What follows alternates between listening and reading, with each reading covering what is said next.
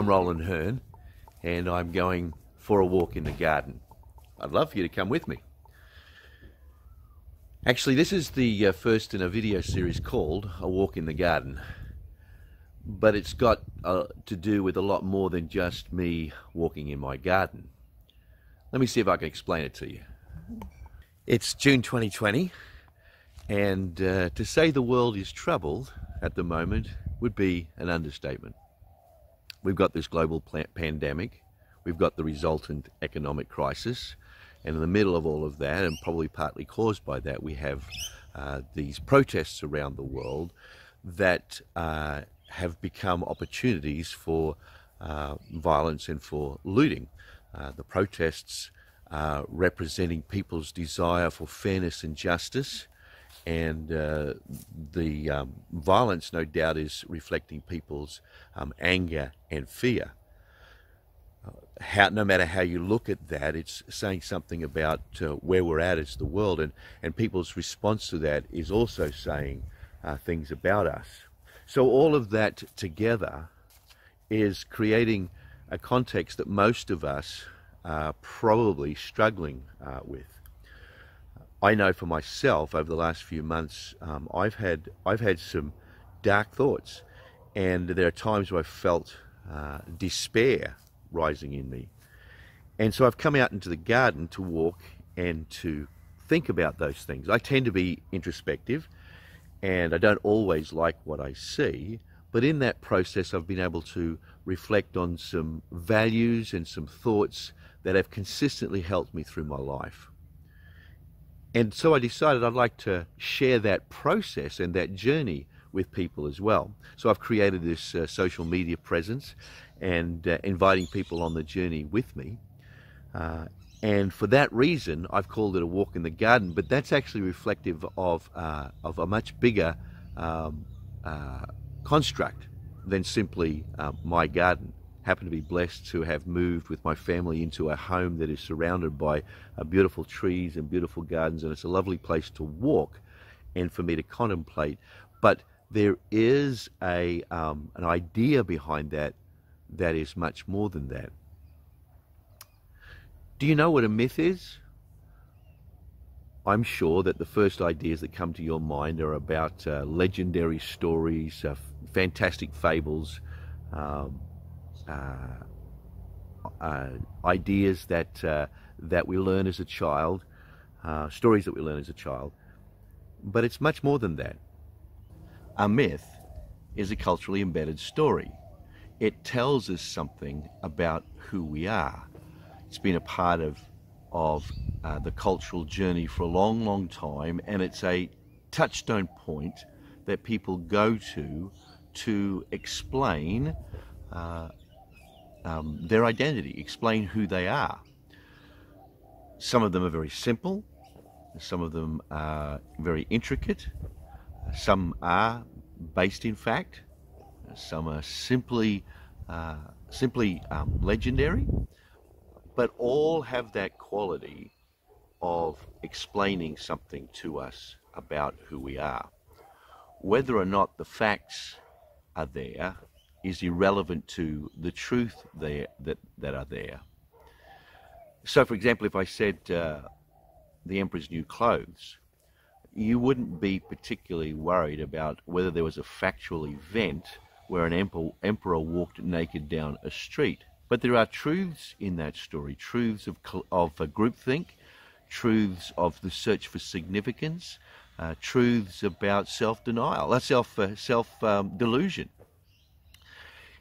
If I, as an Australian, was to talk about the dog on the tucker box, then many Australians would know exactly what I meant. It's the reference to a story that originated out of a couple of poems about a dog sitting on a tucker box. A tucker box is a box for holding food. Tucker is a word that we use in Australia to describe food. So it's a food box.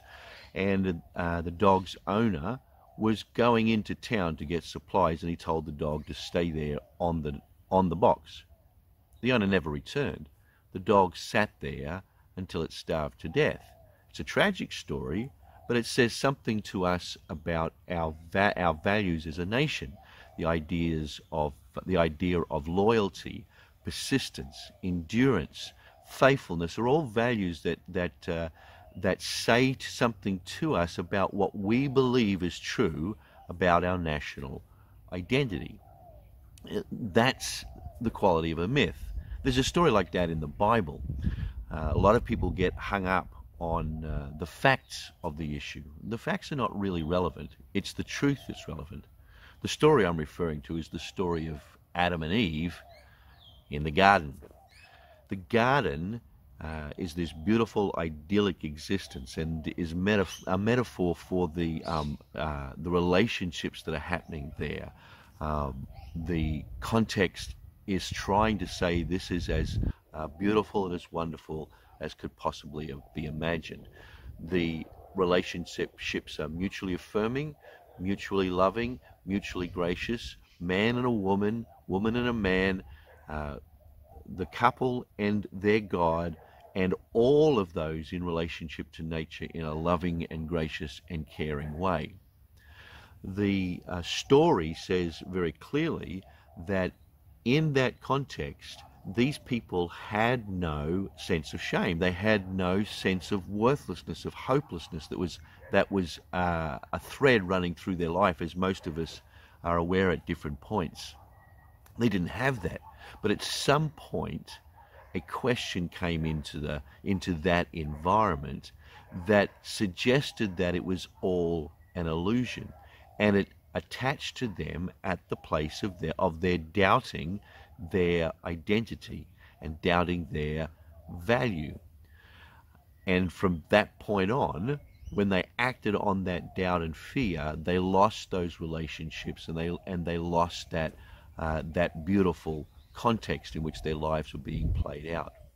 There's another truth reflected in there that isn't necessarily obvious, but it's a foundational truth around which the journey of life builds itself. This truth is on the one hand profound, but not particularly difficult to grasp or to understand. The truth, while quickly grasped, can take a lifetime to work out. It's a little bit like that ad that there used to be a game when I was a teenager called Othello, and the marketing statement said, "A moment to learn and a lifetime to master." This truth kind of rests in that space. It's obvious in many ways, and once I say it, you'll go, "Oh yeah, I know that." But it's this idea of working it out in our lives that addresses that struggle that I was talking about earlier. And here's the truth. The truth is that love and worth are two sides of the same coin. They belong together. They fit together. That if you love something, you value it. If you want something to know that it is valuable, you communicate worth to that thing. You show that thing, or more better said, that person, that they are valuable. If someone tells me in one or another way that I'm valuable, I will begin to experience love. If somebody tells me they love me, but then they don't value me, I won't be experiencing that love. And I'm sure if you analyze your journey, you'll recognize that is equally true. So this journey that I'm inviting you to come on, this walk in the garden, is actually an attempt to try and recover that sense of belonging, that sense of rich relationships, that sense of all things being good. Is it a possible journey? Well, I think to the extent that we recognize how much this idea of worth and love working together plays out in our life, it becomes increasingly possible to approach that space. There is a broad continuum at which that works. Some things have very low impact, very low love, very low worth, right up to experiences that are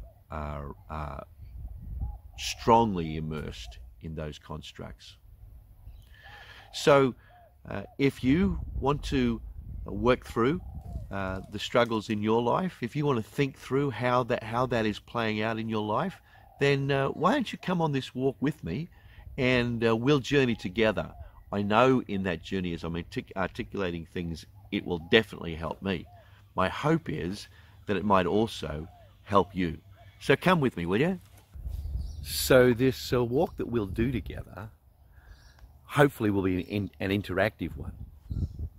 That's why I'm setting it up in a social media presence, so that comments can be made, questions can be asked, we can connect with each other. That's part of the reason I created an email address, so that people could email me privately and talk about the journey as we go.